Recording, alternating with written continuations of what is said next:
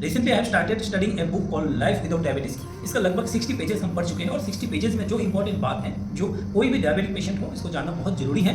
Carbohydrate, protein and fat, ये 3 main ingredient है हम लोगों को फूड का। लेकिन इसमें कार्बोहाइड्रेट से शुगर होते हैं, ये हम लोगों को सबको पता है। जो फैट है, जो प्रोटीन है, इसका क्या होता है? जो फैट है मेटाबॉलिज्म के बाद भी एज ए फैट रह जाता है, लेकिन जो प्रोटीन है ये मेटाबॉलिज्म के बाद एमिनो एसिड में बदलता है। और ये जो एमिनो एसिड जो बॉडी को जरूरत है, इस बॉडी इस एमिनो एसिड को यूटिलाइज कर लेते हैं। लेकिन अगर आपका डाइट से आपको सरप्लस प्रोटीन ले रहे हैं और इसमें सरप्लस एमिनो एसिड हो रहे हैं, तो इसका क्या होता है?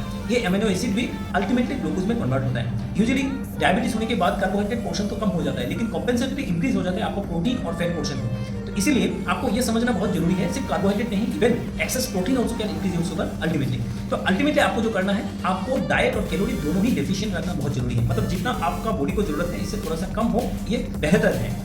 दूसरा इंपॉर्टेंट जो चीज़ हमको समझने में इस बुक से मिला है, एक्सरसाइज वर्सेस एक्टिविटी।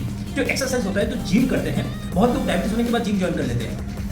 और एक चीज़ है एक्टिविटी करना, दोनों में डिफरेंस हम इस बुक में बहुत अच्छे से दिया हुआ है। जो कि अगर आप एक्सरसाइज कर रहे हैं तो एक पार्टिकुलर टाइम में आपका एनर्जी बहुत एक्सपेंडिचर हो रहे हैं, बहुत मतलब जो डेली एक्टिविटी करने में जितना होता है इससे बहुत ज़्यादा ऐसा नहीं है, लेकिन हाँ इससे थोड़ा सा ज़्यादा आपको यूटिलाइज होता है। लेकिन ऑलवेज क्या होता है, मैक्सिमम टाइम में जब भी आप एक्सरसाइज करते हैं तो इसका कॉम्पेंसेटरी कुछ ना कुछ आप कर लेते हैं। जैसे आप बहुत ज़्यादा एक्सरसाइज कर लिए तो इसके अगेंस्ट में कुछ एक्स्ट्रा आप खा लिए, तो अल्टीमेटली आपका जो एनर्जी डेफिशिएंट है वो हो नहीं पाता है। लेकिन अगर आपका एक्टिविटी है, एक्टिविटी ज़्यादा है, जैसे वॉकिंग आप ज़्यादा कर रहे हैं या डेली एक्टिविटीज आप थोड़ा सा ज़्यादा कर रहे हैं, तो इसमें आपका ओवरऑल एक एनर्जी एक्सपेंडिचर होते रहता है और कॉम्पेंसेटरी जो आप एक्स्ट्रा एनर्जी लेते हैं उसका नहीं इंक्लूड होता है। क्योंकि आप एक्टिविटी के थ्रू काम कर रहे हैं तो आपको बहुत ज़्यादा मेहनत भी नहीं लग रहा है और आपको कार्बोहाइड्रेट या फिर शुगर का जो क्रेविंग होता है वो भी कम होता है। दूसरा इंपॉर्टेंट चीज़ हमको जो समझ में आया, अगर आप एक्सरसाइज कर रहे हैं तो इसमें चांसेस है कि आपका सिंपैथेटिक सिस्टम ज़्यादा एक्टिवेट हो, इसमें चांसेस ज़्यादा है कि आपका कोर्टिसोल सिस्टम ज़्यादा एक्टिवेट हो। तो बॉडी में जब कोर्टिसोल आ जाएंगे, that is the stress hormone, definitely it will hamper the function of your insulin and automatically it will raise the your blood glucose level. That is a contrary method. ये अगर आप बहुत ज़्यादा stress ले रहे हैं या फिर स्ट्रेसफुल एक्टिविटी कर रहे हैं तो ultimately it will increase your sugar level. तो exercise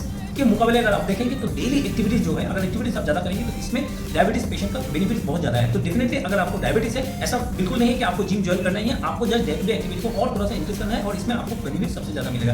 and it is very similar, like walking is better than the running. कि अगर आप बहुत ज़्यादा रनिंग कर रहे हैं, बहुत ज़्यादा स्वेटिंग हो रहा है, तो definitely there is a chance there will be sympathetic over activity and your जो कॉम्पेंसेटरी मेथड होता है, जो कोर्टिसोल्स होते हैं, वो आपका बॉडी में ज़्यादा आएंगे और अल्टीमेटली आपका जो बेनिफिट है इससे ज़्यादा आपको लॉस होंगे। तो डेफिनेटली अगर आप डायबिटिक है तो डेफिनेटली आपको खाना पे जितना ध्यान देना होगा, एक्सरसाइज में भी आपको इतना ही ध्यान देना होगा। एक्सरसाइज आप इतना ही करें ताकि आपका पैरासिम्पैथेटिक सिस्टम एक्टिवेट हो और सिम्पैथेटिक सिस्टम ज़्यादा डोमिनेट ना हो। आई होप ये जो 2-3 इन्फॉर्मेशन हमको मिला है हम आपको शेयर किया और इससे आपको डेफिनेटली कुछ ना कुछ बेनिफिट जरूर होंगे। अगर वीडियो अच्छा लगे तो वीडियो को जरूर शेयर करें और सब्सक्राइब और लाइक्स जरूर